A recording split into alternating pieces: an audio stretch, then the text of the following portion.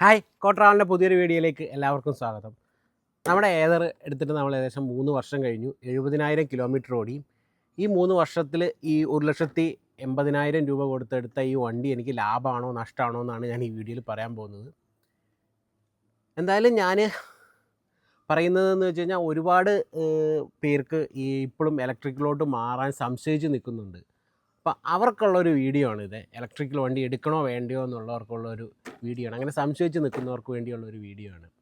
ഒരു ദിവസം ഒരു 100 കിലോമീറ്റർ നമുക്ക് ഓട്ടം ഉണ്ട് എങ്കിൽ നമ്മൾ ഉറപ്പായിട്ടും ഒരു ഇലക്ട്രിക് വണ്ടി എടുക്കുന്നതിൽ ഒരു തെറ്റുമില്ല. 2 വീലർ 4 വീലറിൻ്റെ കഥ വേറെയാണ്. അത് നമുക്ക് പിന്നീടൊരു വീഡിയോയിൽ നോക്കാം.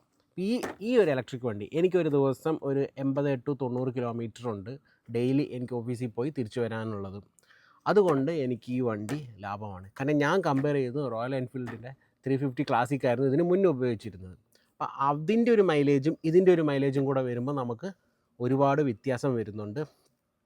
റൈഡ് ചെയ്യാനുള്ളൊരു ടൗണിലൊക്കെ നമ്മൾ ബുള്ളറ്റ് ഓടിക്കുക എന്ന് പറഞ്ഞാൽ കുറച്ച് റിസ്ക്കാണ്.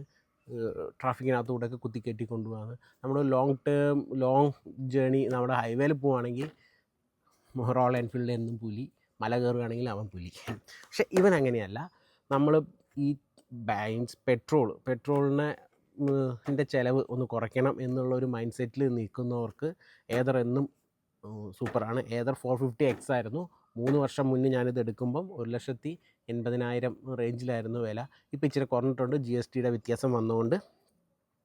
ഈ 70,000 കിലോമീറ്റർ ഓടിയതിൻ്റെ ഇടയ്ക്ക് നമ്മൾ ബെൽറ്റ് 2 പ്രാവശ്യം മാറ്റി. ഒരു പ്രാവശ്യം ബെൽറ്റിൻ്റെ എന്തോ ഒരു മാനുഫാക്ചറിങ് ഡിഫക്റ്റ് കാരണം ഒരു 6,000 കിലോമീറ്ററിൽ എൻ്റെ ബെൽറ്റ് പൊട്ടിപ്പോയി. അതിനുശേഷം ബെൽറ്റ് ഏകദേശം ഒരു 45,000 കിലോമീറ്റർ വരെ ഓടി. ആ 45,000 കിലോമീറ്ററിൽ ബെൽറ്റ് തേഞ്ഞിട്ടല്ല, എൻ്റെ ഒരു ശ്രദ്ധക്കുറവ് കാരണമാണ് ആ ബെൽറ്റ് പൊട്ടേണ്ടി വന്നത്. എന്തോ ഒരു നമ്മൾ വണ്ടിയിൽ പോകുന്ന സമയത്ത് എന്തോ കമ്പിയോ എന്തോ ഈ ബെൽറ്റിൻ്റെ ഇടയ്ക്ക് കുടുങ്ങി. അപ്പോൾ ഒരു സൗണ്ട് കേട്ടപ്പോൾ ഞാനൊന്ന് നിർത്തി അത് എടുത്ത് കളയുമായിരുന്നെങ്കിൽ ആ ബെൽറ്റ് പൊട്ടില്ലായിരുന്നു. പക്ഷേ അത് കട്ടാന്ന് അടി വന്നു. ഞാൻ അത് വെച്ച് തന്നെ ഓടിച്ചു. അങ്ങനെ ബെൽറ്റ് ജാമായിട്ട് അത് പൊട്ടി. ഇല്ലെങ്കിൽ ആ ബെൽറ്റ് ഇപ്പോഴും ഓടിയേനെ. ഒരു 10,000-20,000 കിലോമീറ്ററും കൂടെ ഓടാനുണ്ടായിരുന്നു. ചെറിയൊരു തേയ്മാനേ വന്നിട്ടുണ്ടായിരുന്നുള്ളൂ. 45,000 ബെൽറ്റ് മാറ്റിയതിന് ശേഷം പിന്നെ ഇപ്പോൾ 70,000 ആയി. ഏകദേശം 25,000 കിലോമീറ്ററായി. ഒന്നും സംഭവിച്ചിട്ടില്ല. ബെൽറ്റ് തേയ്മാനമൊന്നും ആയിട്ടില്ല. ഇനിയിത്തെ സർവീസിലും മാറ്റേണ്ട ആവശ്യമില്ല. ഇപ്പോൾ 70,000 ഒരു സർവീസ് വരുന്നുണ്ട്. അതിനി അടുത്ത ആഴ്ച ചെയ്യാൻ പോകുന്ന. അപ്പം അതിൽ വലിയ പ്രശ്നങ്ങളൊന്നുമില്ല. ആ ബെൽറ്റിൻ്റെ കാര്യത്തിൽ 2 ബെൽറ്റുള്ളതിൽ മെയിൻ ബെൽറ്റാണ് നമ്മൾ മാറ്റിയത്. ഫസ്റ്റ് ബെൽറ്റ് ആദ്യം വന്നു തന്നെയുള്ളൂ. ഫ്രണ്ട് ടയർ ഒരു പ്രാവശ്യം മാറ്റി. കമ്പനി തന്ന ഒരു ടയർ അത് കഴിഞ്ഞ് ഒരു പ്രാവശ്യം മാറ്റി. 2 പ്രാവശ്യം മാറ്റി. ബാക്ക് ടയർ 3 പ്രാവശ്യം മാറ്റി. അപ്പോൾ അതാണ് ടയറിൻ്റെ ഒരു ലൈഫ്. പിന്നെ ബാറ്ററി എന്നുള്ളത്, ബാറ്ററി ഞാൻ എടുക്കുമ്പോൾ 3 വർഷമായിരുന്നു വാറണ്ടി. 3 വർഷം വാറണ്ടി അല്ലെങ്കിൽ 60,000 കിലോമീറ്റർ ആയിരുന്നു വാറണ്ടി എന്നുള്ളത്. അപ്പോൾ ഈ 60,000 കിലോമീറ്റർ നമ്മൾ നേരത്തെ കഴിഞ്ഞു. 3 വർഷത്തിന് മുന്നേ തന്നെ കഴിഞ്ഞുകൊണ്ട് അതിൻ്റെ പരിപാടി കഴിഞ്ഞു പോയി. ഇതിനകത്ത് ബാറ്ററി എനിക്ക് ഒരു പ്രാവശ്യം മാറ്റേണ്ടി വന്നു. മാറ്റേണ്ടി എന്ന് പറഞ്ഞാൽ അതൊരു വലിയൊരു കംപ്ലൈൻ്റ് ഒന്നും അല്ലായിരുന്നു. ബാറ്ററി ചെറുതായിട്ടൊരു ഡ്രോപ്പ് കാണിക്കുന്നുണ്ടായിരുന്നു. ഇതുവരെ എല്ലാ വണ്ടിക്കും വരുന്നത് വളരെ റയറായിട്ട് മാത്രമേ ഏതറിൻ്റെ വണ്ടിക്ക് ആ ഒരു കംപ്ലൈൻറ്റ് വന്നിട്ടുള്ളൂ. അവരുടെ സർവീസ് പക്ക ആയതുകൊണ്ടാണ് കേട്ടോ. ഇവരുടെ ഇപ്പോൾ നമ്മൾ മറ്റൊരു ഇലക്ട്രിക് വണ്ടി ഇവരുമായിട്ട് കോമ്പീറ്റ് ചെയ്യുന്ന മറ്റൊരു ഇലക്ട്രിക് വണ്ടിയുമായിട്ട് കമ്പയർ ചെയ്ത് കഴിഞ്ഞാൽ ഏതറിൻ്റെ സർവീസ് അവരെ കഴിഞ്ഞൊക്കെ മെച്ചമാണ്. സൂപ്പർ എന്നൊന്നും ഞാൻ പറയുന്നില്ല. മറ്റ് ഇലക്ട്രിക് വണ്ടിക്കാർ കൊടുക്കുന്ന സർവീസിനെ കഴിഞ്ഞ് മെച്ചമാണ്. അതിന് ഏറ്റവും ഒരു ഉദാഹരണം എന്ന് പറഞ്ഞാൽ നമ്മുടെ ബാറ്ററിയുടെ കംപ്ലയിൻറ്റ്. ബാറ്ററി എനിക്കൊരു ഡ്രോപ്പ് വന്നു. എനിക്കെന്ന് വെച്ചാൽ നമുക്കൊരു 100 കിലോമീറ്റർ ഓടിയാലും 100 കിലോമീറ്റർ ഇതിൽ കാണിച്ചാലും എനിക്കൊരു 92-90 കിട്ടുന്നുള്ളൂ. അങ്ങനെ ബാറ്ററി ഡ്രോപ്പ് വരാൻ തുടങ്ങി. അതൊരു 87 ആയി. അപ്പോൾ ഞാൻ സർവീസ് സെൻറ്ററിൽ കാണിച്ചു. അപ്പോൾ അവർ പറഞ്ഞു ഇത് ബാറ്ററി സെല്ലെന്തോ കംപ്ലയിൻ്റ് ഉള്ള പോലെ ഒന്ന് തോന്നുന്നുണ്ട്, ഞങ്ങളൊന്ന് ചെക്ക് ചെയ്യട്ടെ എന്ന് പറഞ്ഞു. ഒരു ദിവസം അവിടെ നിർത്തിയപ്പോൾ അവർ പറഞ്ഞു കംപ്ലയിൻ്റ് ഉണ്ട്. ഓക്കെ, അപ്പോൾ ഇത് റീപ്ലേസ് ചെയ്യണോ റിപ്പയർ ചെയ്യണോ എന്നുള്ളത് കമ്പനി ഇവരുടെ ഹെഡ് ക്വാർട്ടേഴ്സിലോട്ട് അയച്ച് മെയിൻ സർവീസ് സെൻറ്ററിലോട്ട് വെച്ചാൽ ബാംഗ്ലൂർക്ക് അയച്ചു കൊടുത്തിട്ട് അവരാണ് ചെക്ക് ചെയ്തിട്ട് പറയുള്ളൂ എന്ന് പറഞ്ഞു. അപ്പോൾ ഞാൻ പറഞ്ഞു എനിക്ക് അത്രയും ദിവസം വണ്ടി നിർത്താം, അത് കുഴപ്പമില്ല, ഞങ്ങൾ സ്പെയർ ബാറ്ററി വെച്ച് തരുമെന്ന് പറഞ്ഞു. അപ്പോൾ അതൊന്നും നമുക്ക് കുഴപ്പമില്ല, നോ പ്രോബ്ലം. അപ്പോൾ നമ്മളത് നമ്മുടെ വണ്ടിയിൽ അവിടെ വെച്ചു. അവർ പിറ്റേ ദിവസം തന്നെ വേറെ ബാറ്ററി എനിക്ക് വെച്ച് തന്നു. എനിക്ക് തൽക്കാലം ഓടാനുള്ള ബാറ്ററി, നല്ല ബാറ്ററി ആയിരുന്നു കേട്ടോ അത്. ഫ്രഷ് ബാറ്ററി തന്നെ അവരിങ്ങനെ കംപ്ലയിൻറ്റ് വരുന്ന വണ്ടിക്ക് വെച്ച് കൊടുത്തിട്ട് അവരുടെ ഈ ബാറ്ററി പോയി വരാൻ ഒരു 15-20 ദിവസം എടുത്തു. 20 ദിവസം കഴിഞ്ഞ് വന്നപ്പം അതിന് മുന്നേ തന്നെ എനിക്ക് മെയിൽ വന്നു. അവരുടെ സർവീസ് സെൻറ്ററിൽ നിന്ന് തന്നെ വിളിക്കുകയും ചെയ്തു, നമ്മുടെ ബാറ്ററി കംപ്ലയിൻ്റ് ആണ്, റിപ്പയർ ചെയ്യാൻ ബുദ്ധിമുട്ടുണ്ട്, അതുകൊണ്ട് കമ്പനി റീപ്ലേസ് ചെയ്ത് തരാമെന്ന് പറഞ്ഞു. പുതിയ ബാറ്ററി അവർക്ക് അവിടെ നിന്ന് അയച്ചു തന്നു. ഇനി 20 ദിവസം കഴിഞ്ഞപ്പോൾ അവർ വിളിച്ചു, ബാറ്ററി വെച്ച് തന്നു. അതൊരു 40,000 കിലോമീറ്റർ 47,000 കിലോമീറ്ററൊക്കെ ആയപ്പോഴായിരുന്നു ആ ഒരു സംഭവം. അതിനുശേഷം ഇപ്പോൾ 70,000 ആയി, ഒരു പ്രശ്നവുമില്ല, ബാറ്ററി പക്കായിട്ട് കിട്ടുന്നുണ്ട്. എനിക്ക് ഏകദേശം ഒരു ഞാൻ 80 കിലോമീറ്റർ പോയി വന്ന് വൈകുന്നേരം പോയി വന്നാൽ എനിക്കൊരു 30% ബാറ്ററി ഇതിൽ ബാക്കിയുണ്ടാവും. 30% എന്ന് പറഞ്ഞു കഴിഞ്ഞാൽ ചിലപ്പോൾ ഒരു 30 കിലോമീറ്ററും കൂടെ ഓടാം. അപ്പോൾ ഒരു 110 കിലോമീറ്റർ എനിക്ക് കിട്ടുന്നുണ്ട്. ഞാൻ അത്യാവശ്യം തിരക്കുള്ള റൂട്ടിൽ കൂടെ തന്നെയാണ് പോകുന്നത്. സ്പീഡ് എന്ന് പറഞ്ഞാൽ ഒരു 50, 55 ഇടയ്ക്ക് ഇങ്ങനെ പോകും. ഹൈവേയിലാണ് കുറച്ച് കൂടുതൽ ദൂരം പോകുന്നത്, അതുകൊണ്ട് ആയിരിക്കും എനിക്ക് മൈലേജ് കുറച്ച് കൂടുതൽ കിട്ടുന്നത്. പിന്നെ ഞാൻ ടയറിൽ എപ്പോഴും നൈട്രജനാണ് അടിക്കാറ്. അതിൻ്റെ ഒരു ഇതും കൂടി ഉണ്ട്, ടയറിൻ്റെ ലൈഫ് കിട്ടുന്നത്. ടയർ ഇവിടെ ഫ്രണ്ടിൽ ഇവർ 31 പറയുന്നത്, ഞാൻ 33 അടിക്കും. ഇവർ ബാക്കിൽ 33 പറഞ്ഞാൽ ഞാൻ 35 അടിക്കും. അപ്പോൾ ആ ഒരു നൈട്രജൻ ജസ്റ്റ് ഞാനൊന്ന് കൂട്ടി അടിക്കും. അപ്പോൾ ആ ഒരു സ്മൂത്ത് റൈഡ് നമുക്കതുകൊണ്ട് കിട്ടുന്നുണ്ട്. പിന്നെ ഇതിൽ പറയത്തക്ക കംപ്ലൈൻറ്റുകളൊന്നും എനിക്ക് വന്നിട്ടില്ല. ഒരു പ്രാവശ്യം 2 പ്രാവശ്യം ഞാൻ വീണു ഈ വണ്ടിയിൽ നിന്ന്. ഒരു പ്രാവശ്യം വണ്ടി ഒന്ന് സ്കിഡായിട്ടാണ്, മണലിൽ ഇറങ്ങിയിട്ട് സ്കിഡായിട്ട് ഞാൻ വീണു. പിന്നെ ഒരു ചേട്ടൻ മുന്നിൽ ചാടി. അപ്പോൾ അതിൽ ആദ്യത്തെ പ്രാവശ്യം വണ്ടിക്കാണ് പരിക്ക് പറ്റിയത്. വണ്ടിയുടെ ഈ സൈഡിലൊക്കെ പോയി ഇൻഷുറൻസിൽ വെച്ച് ക്ലെയിം ചെയ്തു. 19,000 രൂപ ബില്ലായിരുന്നു. ഏകദേശം ഒരു 13,000-14,000 രൂപ കിട്ടി. അപ്പോൾ അതേ ഉള്ളൂ. പിന്നെ സെക്കൻഡ് ടൈം വീണതിൽ വണ്ടിക്ക് കാര്യമായിട്ട് ഇവിടെ ചെറുതായിട്ടൊന്ന് ഇത് ആയതേ ഉള്ളൂ, വരഞ്ഞതേ ഉള്ളൂ. ഈ ഗ്ലാസ് പൊട്ടിപ്പോയി. അതിന് 650 രൂപ എന്തോ ആയി അവിടെ. അപ്പം അത്രയേ ഉള്ളൂ. അതിൽ എനിക്കാണ് പരിക്ക് പറ്റിയത്. എൻ്റെ പല്ല് പൊട്ടി, കാല് ജസ്റ്റ് ചെറിയ ഡാമേജായി. അപ്പോൾ അതൊക്കെയാണ് ഇത് എനിക്ക് സംഭവിച്ച കാര്യങ്ങൾ. പിന്നെ വേറെ അങ്ങനെ പ്രത്യേകിച്ച് വണ്ടിയെക്കുറിച്ച് പറയുകയാണെങ്കിൽ വണ്ടിയിലെ ബാക്കിലിരിക്കാൻ നല്ല കംഫർട്ടാണ്. ബാക്കിൽ സീറ്റ് വീതി കൂടിയ സീറ്റാണ്.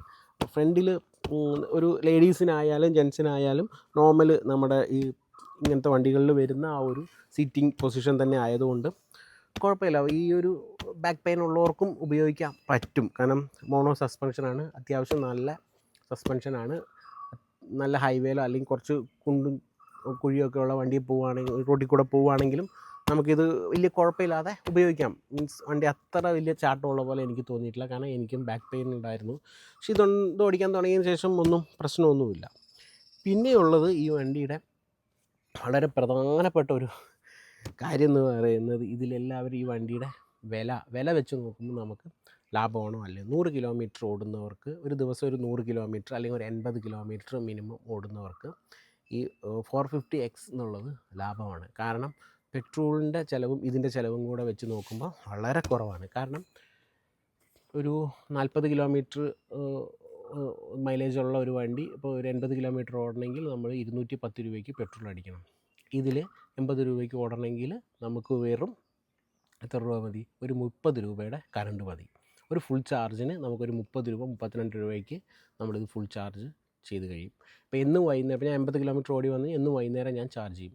ചാർജ് ചെയ്യാൻ ഇട്ടിട്ട് രാവിലെ, ഇപ്പം വൈകിട്ട് കുത്തിയിടും പിറ്റേ ദിവസം രാവിലെ. പക്ഷേ ഇതിനകത്തൊരു ഓപ്ഷനുണ്ട്, ഒപ്റ്റിമൈസിങ് ചാർജിങ്. അപ്പോൾ ഇതൊരു അരമണിക്കൂർ ചാർജ് കയറും, പിന്നെ ഒരു അരമണിക്കൂർ കയറില്ല, വീണ്ടും ഒരു അരമണിക്കൂർ ചാർജ് കയറും, വീണ്ടും ഒരു അരമണിക്കൂർ, പിന്നെ ഒരു 1 അവർ കണ്ടിന്യൂസ് ആയിട്ട് ചാർജ് കയറും. അങ്ങനെ ഒരു ഓപ്ഷൻ ഇതിനകത്തുണ്ട്. അപ്പോൾ രാവിലെ വൈകിട്ട് നമ്മളൊരു 7 മണിക്കൊക്കെ കുത്തിയിട്ട് രാവിലെ ആകുമ്പോഴത്തേക്കും 5 മണിയാകുമ്പോഴത്തേക്കും ഫുൾ ചാർജ് ആവും. അപ്പോൾ ആ ഒരു ഓപ്ഷൻ ഉള്ളതുകൊണ്ട് കണ്ടിന്യൂസ് ബാറ്ററിക്ക് ഒരു ഹീറ്റ് ആവുന്നതിൻ്റെ ഇഷ്യൂ ഒന്നും വരില്ല. അപ്പോൾ അതൊക്കെ ഒരു നല്ല ഫീച്ചറായിട്ട് എടുക്കാം. പിന്നെ ഇവർ ഇടയ്ക്കിടയ്ക്ക് സോഫ്റ്റ്വെയർ അപ്ഡേറ്റ് തരും, അങ്ങനത്തെ കാര്യങ്ങളൊക്കെ ചെയ്യാം. പിന്നെ ഇതിനകത്ത് മാപ്പും കാര്യങ്ങളൊക്കെ ഉണ്ട്. അത് എക്സ്ട്രാ നമ്മളൊരു മാസം പേ ചെയ്താൽ മാത്രമേ നമുക്കത് കിട്ടുകയുള്ളൂ. ഞാനതൊന്നും എടുത്തിട്ടില്ല, അതിൻ്റെ ആവശ്യവും ഇല്ല. നമുക്കിപ്പോൾ ഗൂഗിൾ മാപ്പ് നോക്കിയാലും ഇതിനകത്ത് നോക്കേണ്ട ആവശ്യമില്ല, നമ്മൾ ഫോണിനകത്ത് നോക്കി ഓടിക്കും. പിന്നെ വണ്ടിയെക്കുറിച്ച് അങ്ങനെ പ്രത്യേകിച്ച് എനിക്കൊന്നും പറയാനില്ല. എടുക്കുന്നവർക്ക് ഓക്കെയാണ്. നമ്മളൊരു 80 കിലോമീറ്റർ ഡെയിലി ഓടണം, അല്ലെങ്കിൽ ഒരു 60-75 കിലോമീറ്ററൊക്കെ ഡെയിലി ഓടുന്നുള്ളവർക്ക് എടുക്കാം. കാരണം ഇപ്പോൾ ലേഡീസിനാണെങ്കിലും സുഖമായിട്ട് ഓടിക്കാം. വണ്ടി ഇപ്പോൾ വേറൊരു വണ്ടി വരുമ്പോൾ, ഇലക്ട്രിക് വണ്ടിയല്ലേ, വേറൊരു വണ്ടി വലിയ ലോറിയൊക്കെ ഓപ്പോസിറ്റ് വരുമ്പോൾ കാറ്റടിച്ചിട്ടൊന്നും ഷെയ്ക്ക് ആവണം അങ്ങനെയൊന്നുമില്ല. വണ്ടി നമ്മുടെ ഒരു ഹോണ്ട ആക്റ്റീവയുടെ വെയിറ്റ് എന്ന് പറയുമ്പോൾ ഒരു 120-125 കിലോ ഒക്കെയാണ്. നമ്മുടെ ഈ വണ്ടി ഒരു 118ഓളം കിലോ ഉണ്ട്. 115-118 ഇടയ്ക്ക് വരുന്നുണ്ട് ഇതിൻ്റെ വെയിറ്റ്. അപ്പം വണ്ടി നല്ല സ്ട്രോങ് സാധനമാണ്. സസ്പെൻഷനും കുഴപ്പമില്ല. ഇലക്ട്രിക് വണ്ടി എടുക്കുന്നവർക്ക് എപ്പോഴും 450X ഏതറിൻ്റെ വണ്ടി ഒരു നല്ല സജഷനാണ്. പിന്നെ എല്ലാവരും എല്ലാ ബ്രാൻഡും ഒന്ന് ഓടിച്ച് നോക്കുക, ഇഷ്ടപ്പെട്ട വണ്ടി എടുക്കുക. ചിലവർക്ക് മോഡൽ ആണ് നോക്കുന്നത്, മോഡൽ അതിൻ്റെ ആ ഒരു കാണാനുള്ള ഒരു സ്റ്റൈൽ നോക്കിയിട്ട് വണ്ടി എടുക്കുന്നവരുണ്ട്. അപ്പോൾ അങ്ങനെയൊക്കെ നോക്കിയെടുക്കുമ്പോൾ പലരും പല ബ്രാൻഡിലോട്ടും പോകും. സർവീസ് വൈസും ബാക്കി വണ്ടിയുടെ ഒരു പെർഫോമൻസ് വൈസും ഏതർ ഓക്കെയാണ്. എനിക്കങ്ങനെ വലിയൊരു കുറ്റം പറയാനില്ല. പിന്നെ സർവീസിന് ഒരു ചെറിയൊരു ബുദ്ധിമുട്ടുള്ളത്, നമ്മൾ ബുക്ക് ചെയ്തിട്ട് കുറച്ച് ദിവസം കാത്തിരിക്കണം. അപ്പോൾ അങ്ങനെ അതേ ഉള്ളൂ. അപ്പോൾ അങ്ങനെ ബുക്ക് ചെയ്ത് കിട്ടാതെ നമ്മൾ സർവീസിന് കൊണ്ട് ചെല്ലുമ്പോൾ ഒരു 2 ദിവസം വണ്ടി ചിലപ്പോൾ അവിടെ നിർത്തേണ്ടി വരും. അവർ ഗ്യാപ്പ് കിട്ടുന്ന ടൈമിലേ ചെയ്തു തരുള്ളൂ. അത് മാത്രമേ ഉള്ളൂ. വേറെ അങ്ങനെ ഒരു പ്രശ്നങ്ങൾ. പിന്നെ ഇതിൻ്റെ ഹെഡ്ലൈറ്റിൽ ചിലവർ പവറിൻ്റെ കാര്യം ചോദിക്കാറുണ്ട്. ഹെഡ്ലൈറ്റൊക്കെ ഒരു നൈറ്റ് പോകാനൊക്കെ ഉള്ള ഒരു വെളിച്ചമൊക്കെ ഉണ്ട്. അത് ഒരു നല്ല ലൈറ്റ് ഉണ്ട്, അതിൽ വലിയ പ്രശ്നമില്ല. പിന്നെ ഡിസ്പ്ലേയും അത്യാവശ്യം നല്ല സൈസുള്ള ഡിസ്പ്ലേ ആണ്, നല്ല ഫീച്ചേഴ്സ് ഉണ്ട്. ഒരു സ്പീഡ് എന്നൊക്കെ പറയുമ്പോൾ ഒരു 90 കിലോമീറ്റർ സ്പീഡിൽ വരെയൊക്കെ നമുക്ക് ഈ വണ്ടി പോകും. അല്ല 2 ആളെ വെച്ചിട്ടാണെങ്കിലും 90 കിലോമീറ്റർ സ്പീഡിൽ പോകും. ടൗണിലൊക്കെ മീൻസ് ബ്ലോക്കുകളിലൊക്കെ ഇപ്പോൾ നല്ല ട്രാഫിക് ബ്ലോക്ക് വരുന്ന സ്ഥലത്തൂടെയൊക്കെ നമുക്കൊന്ന് കട്ട് ചെയ്തൊക്കെ കയറി പോകണമെങ്കിലൊക്കെ സുഖമായിട്ട് വണ്ടി ഓടിയും. അത് നല്ല വീൽ ബാലൻസ് ഉണ്ട്. അത്യാവശ്യം പഠിച്ച് വരുന്നവർക്കും ഇതേ തന്നെ ഓടിച്ച് പഠിച്ച് ഒന്ന് ക്ലിയറാക്കി എടുക്കാൻ പറ്റും. ചെറുതായിട്ടൊക്കെ വണ്ടി ഓടിക്കുന്നവർക്ക് അയ്യോ വണ്ടി പ്രശ്നമാവുമല്ലോ ടൗണിൽ കൂടെ, അങ്ങനെയല്ല. വണ്ടി അങ്ങനെ പെട്ടെന്ന് വീഴാനുള്ളൊരു ടെൻഡൻസി, ഒരു വൺ സൈഡിൽ തൂങ്ങുക അങ്ങനത്തെ ഒന്നുമില്ല. നല്ല വീൽ ബാലൻസ് ആണ്, നല്ലൊരു ഡിസൈനാണ്. 3 വർഷത്തെ ഉപയോഗത്തിൽ ഇത്രയൊക്കെ തന്നെ ഉള്ളൂ. പിന്നെ ഒരു സർവീസിന് പോകുമ്പോൾ നമുക്ക് നോർമലായിട്ട് വരുന്നത് ഒരു ബ്രേക്ക് പാഡ് മാറ്റുന്നുണ്ട്. 2 ബ്രേക്ക് പാഡും കൂടെ മാറ്റുകയാണെങ്കിലും പിന്നെ അത്യാവശ്യം ചെറിയ എന്തെങ്കിലുമൊക്കെ അഡ്ജസ്റ്റ്മെൻറ്റൊക്കെ കൂടെ വന്നിട്ട് ഒരു 1000 രൂപ, 1200 ആ റേഞ്ചിലൊക്കെ വരുന്നുള്ളൂ. ഇപ്പം എനിക്ക് 65,000-ൻ്റെ സർവീസിലും 1500 രൂപയെ വന്നുള്ളൂ. ഈ പ്രാവശ്യം ലേശം കുറച്ച് കൂടാണ്ട് ഈ ഫ്രണ്ടിലെ ഓയിൽ സസ്പെൻഷൻ്റെ ഓയിൽ സീൽ ചിലപ്പോൾ ഒന്ന് മാറ്റണം എന്ന് പറഞ്ഞാൽ, കാരണം 70,000 കിലോമീറ്റർ ആയില്ലേ. അപ്പോൾ അതിൻ്റെ വേറെ ഇപ്പോൾ അങ്ങനെ ഒന്നും ഇല്ല. ഞാൻ ഈ പ്രാവശ്യം ബെൽറ്റൊന്ന് മാറ്റണം അങ്ങനെയൊക്കെ വന്നാൽ മാത്രമേ, ബെൽറ്റിന് 1500 രൂപയുള്ളൂ. അങ്ങനെ പാർട്സിനും വലിയ വിലയില്ല. ബ്രേക്ക് പാഡ് മാത്രം ഇടയ്ക്കിടയ്ക്ക് തേയും, കാരണം ഒരു 10,000 കിലോമീറ്ററും ഇതിൽ ബ്രേക്ക് പാഡ് എന്തായാലും മാറ്റേണ്ടി വരും. ചില ഫ്രണ്ട് ബ്രേക്ക് നമുക്ക് 10,000-ലും ബാക്ക് ബ്രേക്ക് ഒരു 5,000-ലും നമുക്ക് മാറ്റേണ്ടി വരും. എല്ലാ 5000 കിലോമീറ്ററിലാണ് വണ്ടിയുടെ സർവീസ് വരുന്നത്.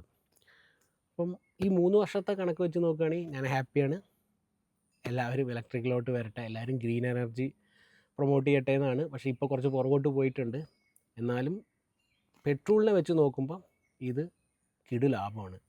എല്ലാവർക്കും എടുക്കുന്നതിൽ ഒരു സംശയം വേണ്ട. ഏതർ 450X ഓക്കെയാണ്, നിങ്ങൾ ധൈര്യത്തിലെടുക്കാം. നമ്മൾ കൊടുക്കുന്ന കാശിനുള്ള മുതൽ വണ്ടി പെർഫോമൻസ് തരും. അവരുടെ ആഫ്റ്റർ സെയിൽ സർവീസ് ആണെങ്കിലും നമുക്ക് കിട്ടും. ഓക്കെ, അപ്പോൾ നമ്മുടെ വീഡിയോ ഇവിടെ അവസാനിക്കുകയാണ്. മറ്റൊരു വീഡിയോയുമായി വീണ്ടും വരാം. ബൈ.